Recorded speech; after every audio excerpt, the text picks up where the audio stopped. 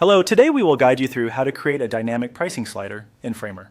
We'll start in your browser. In the search bar, type Framer and open the official Framer website. This ensures you're on Framer.com, where you'll find the tools and resources we need. Once the homepage loads, look for the top navigation and open the Resources menu.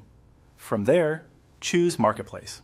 The Marketplace is Framer's library of ready-made building blocks created by the community and the Framer team, which makes assembling features like pricing sliders fast and reliable. Inside the Marketplace, switch to the Components section. Components are reusable, configurable pieces of interface, perfect for something interactive like a pricing slider. With components selected, use the search field and enter Price Slider. This will narrow results to sliders specifically designed for pricing or value selection, saving you the trouble of building one from scratch. Next, open the pricing filter and choose Free. Filtering to free components helps you try options without committing a budget, and it often surfaces solid, well-maintained items.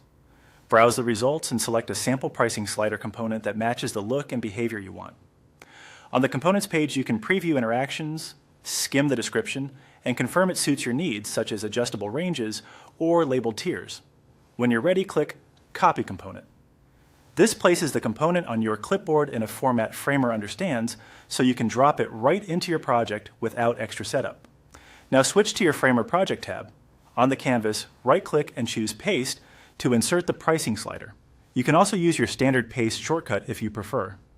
The component should appear within your current frame or page, ready to position and scale just like any other layer. If you don't see it immediately, try zooming to fit or checking the Layers panel to locate it. It's a good idea to rename the layer for clarity, especially if you plan to duplicate it or experiment with multiple versions. Most Marketplace components include properties you can adjust, such as minimum and maximum values, step size, or label formatting. So explore the right-hand Properties panel to tune the slider to your design. As you align it with your layout, keep spacing and contrast in mind so the slider stands out and remains easy to use. That's it. You searched for Framer, navigated to the Marketplace, filtered for free components, copied a pricing slider, and pasted it directly onto your canvas.